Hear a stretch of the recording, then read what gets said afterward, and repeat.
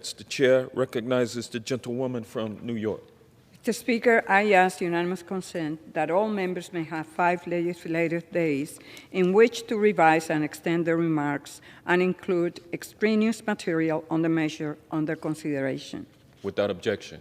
Mr. Speaker, I yield myself such time as I may consume.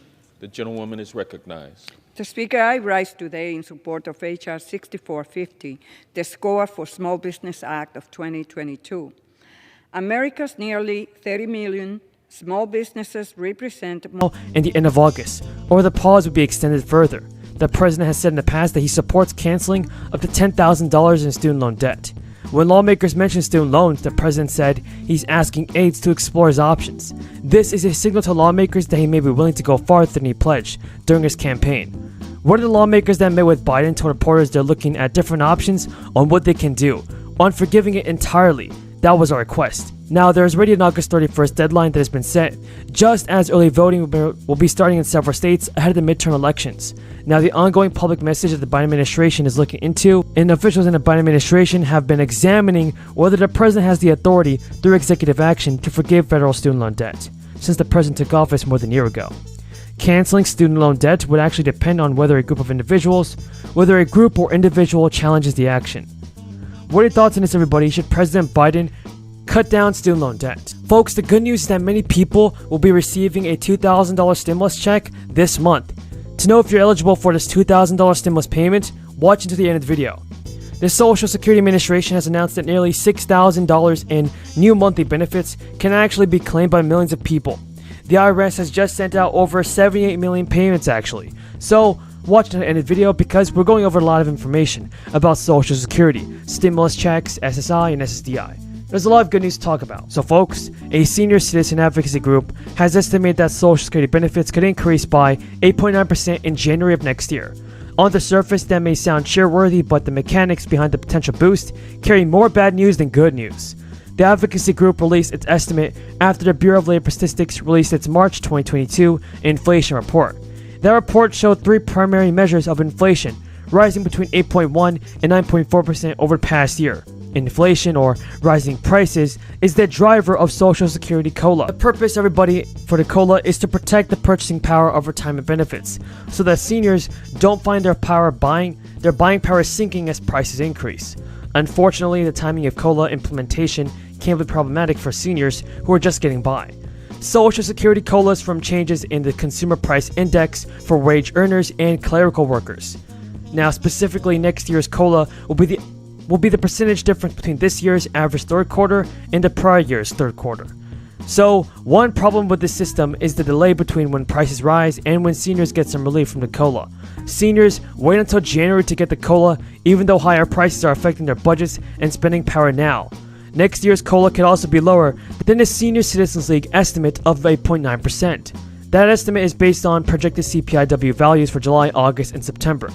Social Security payments this year will be 5.9%, higher than those recorded in 2021.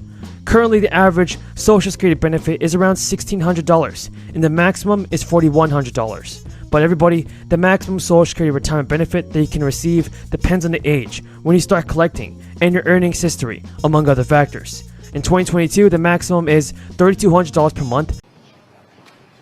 The only viable American energy policy is an all-of-the-above energy policy, and that includes conventional, traditional energy sources, clean energy sources.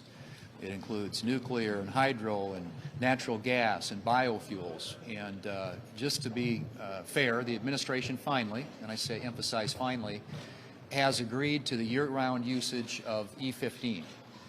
That's a decision that could have been made some time ago, but it's one that makes complete sense in light of where we are in this country right now with respect to energy. And if you think about the contribution that E15 can make at a time when gas prices are through the roof, it can lower the overall price for liquid fuels because it trades lower than traditional gasoline. It obviously supports Midwestern agriculture. It helps reduce greenhouse gas emissions. It is a win-win, and particularly now when we're looking for more liquid fuels in our fuel mix in this country. So I'm pleased at least that the administration has recognized that, but I think it kind of scratches the surface of the contribution that No, Commerce set that up and runs that. I stood up a supply chain task force, which has 20-plus leaders in industry. I mean, supply chains are run by the private sector. So what we're doing is increasing transparency You don't to have a lot work of with them. time. Yeah, go ahead. When will inflation start going down? Well, that would be a question for Chairman Powell. As you know, the Fed handles monetary policy and has the biggest tools around that. And he has indicated he's going to start to take action. So I think, soon, this year. So you don't think government spending has anything to do with inflation? And permitting and regulatory environment has anything to do with inflation? It's all what the Federal Reserve does? The Federal Reserve and its monetary policy by far has a bigger impact on inflation. Folks, we have some big news. Huge news about the fourth stimulus check that I want you to know. When we use taxpayers' dollars to rebuild America, we're going to do it by buying America. Buy American products. Support American jobs. The federal government spends about $600 billion a year to keep this country safe and secure. There's been a law on the books for almost a century to make sure taxpayers' dollars support American jobs and businesses.